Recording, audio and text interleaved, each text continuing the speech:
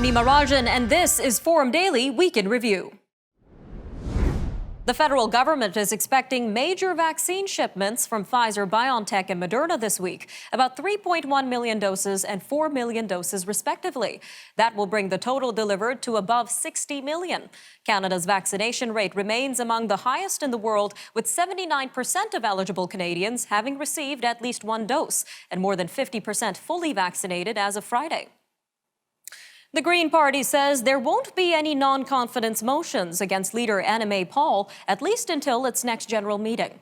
This appears to shield Ms. Paul from being ousted before a federal election call, which is expected soon. Members of the party executive have openly clashed with Ms. Paul, and despite calling off tomorrow's planned non-confidence vote, the Greens remain consumed by internal problems. One of two Indigenous men who have quit their positions on Manitoba economic development boards say the provincial Progressive Conservative Party needs new leadership and a better understanding of Indigenous issues. The resignations of Jamie Wilson and Darryl Brown are the latest in the growing fallout from controversial remarks by Premier Brian Pallister. Mr. Pallister said people who came to Canada arrived not to destroy anything, but to build communities, churches, and businesses. The leaders of Nova Scotia's political parties are hitting the trail today as the first full week of the provincial election campaign gets underway. Liberal leader Ian Rankin dissolved the government Saturday after weeks of speculation about a summer election. Leader Gary Burrill released the New Democrats' so-called vision document outlining their plan for Nova Scotia yesterday, becoming the first party to release such a document since the campaign began. Progressive Conservative leader Tim Houston has criticized the timing of the August 17th vote, saying the province is still in a state of emergency amid the COVID-19 pandemic. As hundreds of wildfires rage across BC, officials are warning that space is running out for evacuees. Emergency Management BC is encouraging those who left because of smoke rather than a fire threat to go home. The Thompson-Nicola Regional District and the Regional District of Kootenay expanded evacuation orders this weekend as flames crept closer to communities. Emergency Management BC is encouraging residents to plan where they will go if forced from their homes, saying people should try to stay with friends or family if possible, so those with no other option can stay in hotels. First Nations across the country are welcoming the return of summer powwows as COVID-19 restrictions are eased amid rising vaccination rates. Earlier this month, Alexis Nakota Sioux Nation in central Alberta hosted their 3-day powwow for the first time in 2 years, with thousands of attendees and more than 700 dancers. Organizer Patricia Alexis says the ceremony was a much-needed event, offering a chance for members to see friends and family for the first time since the start of the pandemic. Former federal NDP leader Jack Layton died 10 years ago next month, and friends and family are planning a virtual event to celebrate the late politician's life on that anniversary. It's part of the Layton Legacy Project, which aims to bring people together and support social justice and reconciliation activism while celebrating Mr. Layton's message of love, hope, and optimism. The August 22nd event will include a concert with appearances from Stephen Page, Raffi, Sarah Harmer, and David Suzuki, among others. A 36-year-old man is nearing the end of a roughly 15-day, 380-kilometer freedom march from Toronto to Ottawa. Bilal Malik wants to persuade Prime Minister Justin Trudeau's government to pronounce the systemic abuse and human rights violations against ethnic Muslim Uyghurs in China a genocide. Mr. Malik hasn't been able to reach his family for 3 years since he moved to Canada from China's northwest province of Xinjiang. In February, Parliament voted to declare China's treatment of Uyghurs a genocide. Researchers at Queen's University in Kingston, Ontario, are working on a rapid test for Lyme disease.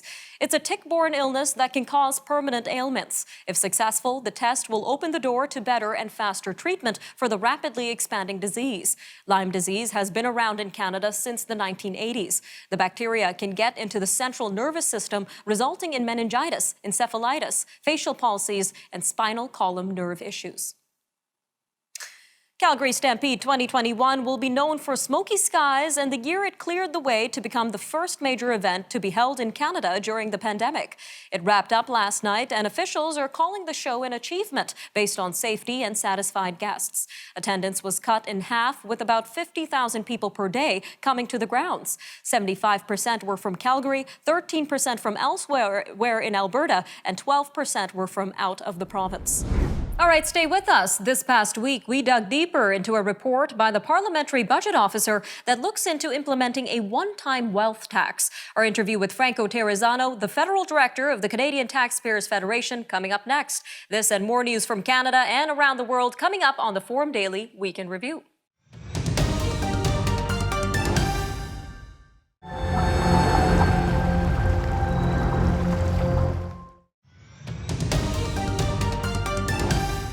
Residents from wildfire-evacuated communities in BC's interior are facing mounting challenges.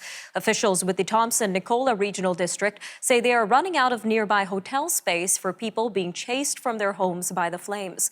District Chair Ken Gillis says the region is also looking for security and policing personnel to help secure evacuated areas.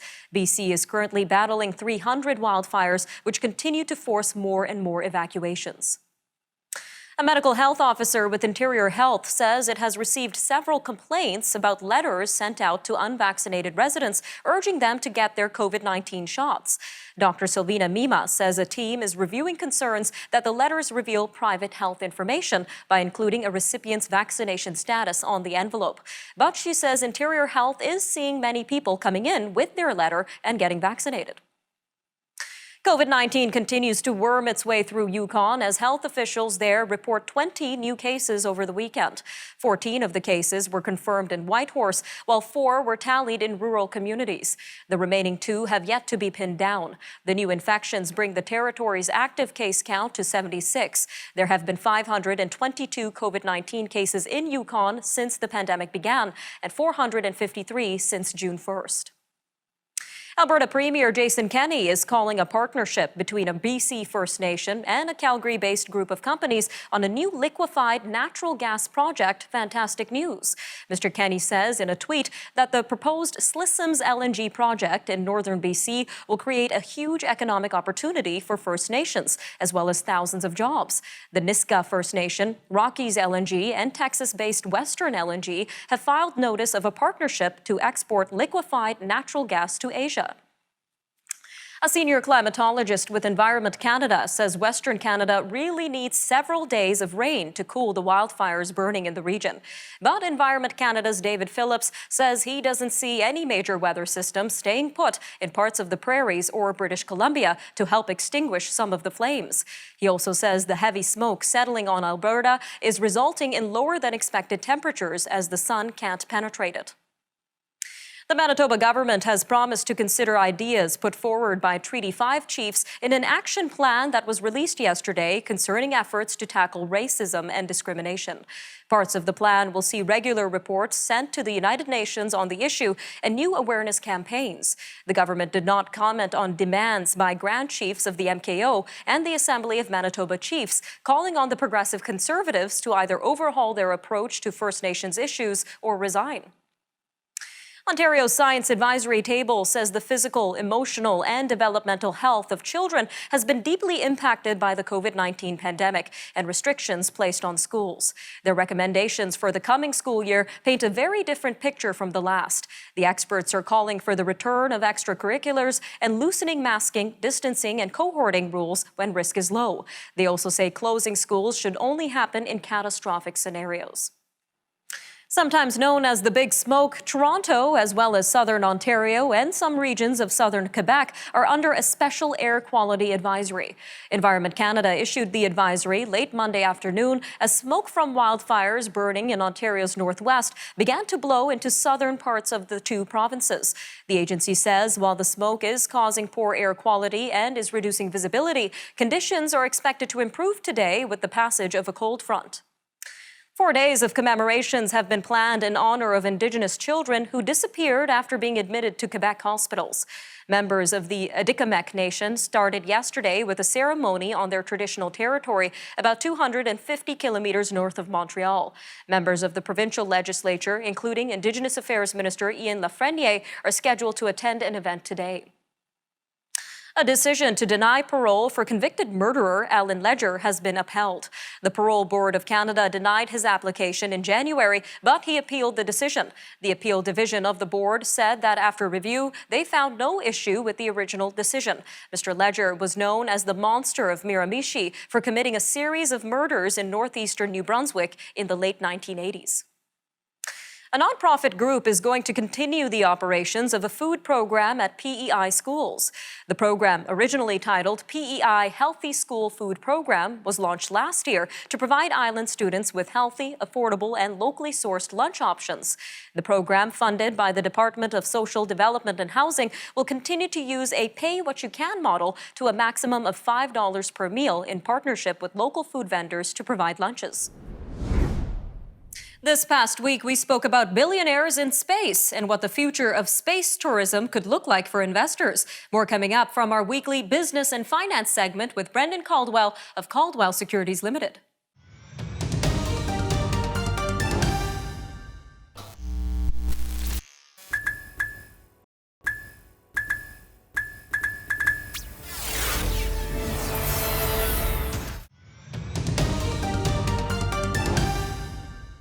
Jeff Bezos blasted into space on Tuesday as his Blue Origin rocket company made its first flight with people on board. He becomes the second billionaire in just over a week to ride his own spacecraft. Virgin Galactic's Sir Richard Branson pushed his own flight up in the race for space tourist dollars and beat Jeff Bezos to space by 9 days. Fewer than 600 people have reached the edge of space or beyond. Both Mr. Bezos and Mr. Branson want to drastically increase those overall numbers, as does SpaceX's Elon Musk, who is skipping brief space hops and sending his private clients straight to orbit for tens of millions apiece, with the first flight coming up in September. But as these billionaires race to become the leaders of a new tourism industry, should investors consider getting involved as well? Well, joining us now to talk more on this is Brendan Caldwell, Director of Caldwell Securities Limited. Brendan, welcome back to the show. Thanks for having me, Nima. So what are your thoughts on this race to space? Well, I think it's wonderful. Let's just begin with that. My wife, and she'll kill me if she ever hears this, my wife was born the day they took off for the moon landing. July 16th, 1969. Wow. And, we haven't been back since 1972 to the moon. That's when it was all about the space race and the Cold War. And yet, we got to space, we got to the moon, and it was reasonable to think that by 2001, we'd be orbiting Jupiter. And as a species, we went and looked at space and went, yeah, we're not that interested so now we find ourselves, the 52nd anniversary of the moon landing, and now corporate enterprise, private enterprise is actually taking up the mantle. So I think that aspect of it, fantastic. But when it comes to CEOs that go to space or buy hockey teams or basketball teams for whom their core business is no longer their core interest, how does that impact their overall companies? Well, I think it's important that they separate the two. So Bezos not divested himself, but got himself out of the CEO role and turned it over to somebody else. Now, he did it not long before going to space. I think if you're going to have a big change, it remains to be seen how the company is going to be run under new leadership. So Bill Gates turned it over to Steve Ballmer. Steve Ballmer bought the LA Clippers. Then he's got off the job of being the CEO, and Bill Gates now is not even on the board of Microsoft. So the transition from founder manager to professional manager, that's a tricky thing, even independent of professional teams or space races. So what does this mean for Amazon now that Jeff Bezos is no longer the CEO, or Richard Branson when it comes to Virgin? Well, the tricky thing about going into space is not getting up there, it's coming back down again, at least most of the time. I think what it'll mean is that there will be hopefully a smooth transition, hopefully a natural transition from founder management to professional management. These companies get so big. I mean, Virgin is a major conglomerate. Amazon is, I think, the biggest company on the face of the earth. Rivaling perhaps only Apple or vice versa. So you've got these companies that were vastly bigger than their owners, maybe even space-oriented owners ever dreamed they would be, there needs to be some sort of professional management to take them over. Now, going back to the financial crisis, there was a lot of talk about companies being too big to fail, but now we're seeing companies that are too big to manage, as you mentioned. So how will this affect investing? Well, it'll be interesting to see as these bigger and bigger companies happen. There's a wave of consolidation and then breaking up that we've seen for more than 100 years, whether it was the railroads, the oil companies in Teddy Roosevelt's time, or AT&T in the 80s. I think there may actually be some considerable value in breaking up some of these conglomerates going forward. So it'll be interesting to see, because you can only get so big before other pressures begin to affect you, governmental, consumer, and competitive, such that agglomeration only makes sense to a point, and then divestiture, breaking up, begins to make sense. So we may see that as the next cycle, perhaps as early as this decade. All right, Brendan, just about 40 seconds left, but what about space? Is space a good investment? Our chairman has a wonderful expression: the second mouse gets the cheese. So space right now is very early stages. It'll be like the internet was 20, 30 years ago, hard to make money there.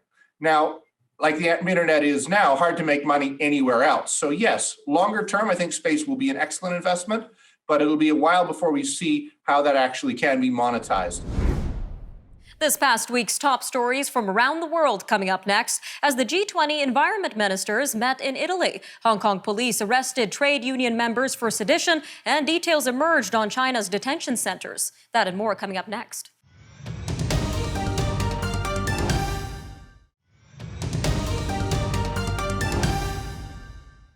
Environment and energy ministers from the group of 20 industrialized countries are meeting in Naples ahead of November's crucial UN climate change conference. Host Italy is hoping the talks will help spur ambitious goals to be adopted at the COP26 conference in Glasgow, Scotland. The Naples meeting on Thursday and Friday will focus on three main themes. They include biodiversity and ocean protection, promoting circular economies, particularly in the fashion and textile sectors, and realigning the financial system to promote sustainable development. U.S. House Speaker Nancy Pelosi is rejecting two Republicans tapped by House GOP leader Kevin McCarthy to sit on a committee that is investigating the January 6th Capitol insurrection. Mr. McCarthy denounced the decision as an abuse of power and said the GOP wouldn't participate in the investigation if Democrats won't accept the members he appointed. Speaker Pelosi cited the integrity of the probe in refusing to accept the appointments of Jim Banks or Jim Jordan, two outspoken allies of former President Donald Trump, some of whose supporters attacked the U.S. Capitol on January 6th. Hong Kong police have arrested 5 trade union members over children's books that they described as seditious, and a court has denied bail for 4 editors and journalists that are held on charges of endangering national security. Local media reported that 5 who were arrested are members of the General Association of Hong Kong Speech Therapists. The association published 3 children books that police say have seditious intent. The books feature stories that revolve around a village of sheep that has to deal with wolves from another village. China's largest detention center is twice the size of Vatican City and can hold at least 10,000 inmates. The Associated Press was the first Western media allowed in during a state-led tour of Urumqi No. 3 detention center in Dabancheng in Xinjiang. No. 3 was converted from an internment camp into a pre-trial detention facility, the AP found, in what appears to be an attempt to move Uyghurs and other mostly Muslim minorities into a more permanent prison system justified under the law. A senior Chinese health official says China cannot accept the World Health Organization's plan for the second phase of a study into the origins of COVID-19. National Health Commission Vice Minister Zhang Yixin says he was rather taken aback by the call for a further look into the pandemic's origins, and specifically the theory that the virus might have leaked from a Chinese lab. The head of the WHO acknowledged last week that it was premature to rule out a potential link between the pandemic and a leak of the coronavirus from a Chinese lab. Iran has begun exporting crude oil for the first time in the Gulf of Oman, bypassing the strategic Strait of Hormuz. During a ceremony marking the inauguration of the project, President Hassan Rouhani called the plan strategic. Iranian state media described the move as an indication that sanctions imposed by the U.S. were being defeated. Germany's National Weather Service said Thursday that regions hit by deadly floods last week could again see heavy rain at the weekend. The death toll from the flooding across Germany and Belgium has resulted in over 200 deaths. More than 4,500 civil defense workers, firefighters, and soldiers have been deployed to help with cleanup efforts and are in the badly affected Air Valley region. Commemorations have begun to mark the 10 years since Norway's worst ever peacetime slaughter. On January 26, 2011, right-wing extremist Anders Breivik set off a bomb in the Oslo, killing 8 people. That was before he made his way to an island where he stalked and shot dead 69 mostly teenage members of the Labour Party's youth wing. Events will take place around the country today.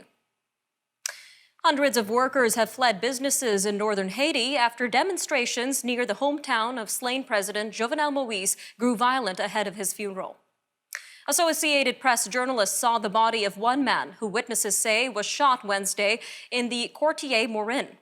Fleeing people said they saw burning tires and men with weapons demanding justice for the late president. Events to honor the assassinated president will begin Thursday in Cap Haïtien ahead of Friday's funeral. The chairman of the Joint Chiefs of Staff says the Taliban appear to have strategic momentum in the fight for control of Afghanistan. General Mark Milley told a Pentagon news conference that as the Taliban put increasing pressure on key cities, they are setting the stage for a decisive period in coming weeks as American forces complete their withdrawal. A significant amount of territory has been seized over the course of 6, 8, 10 months sort of thing by the Taliban. So momentum appears to be, strategic momentum appears to be sort of with the Taliban. The Afghan security forces, though, are consolidating their forces. So part of this is they're giving up district centers in order to consolidate their forces because they're taking an approach to protect the population. And most of the population lives in the provincial capitals and the capital city of Kabul. General Milley said that while the Taliban are trying to suggest the inevitability of victory over the government forces, the Afghanistan military could still prevail. Thanks for joining us on Forum Daily Week in Review. Have a great weekend, everyone.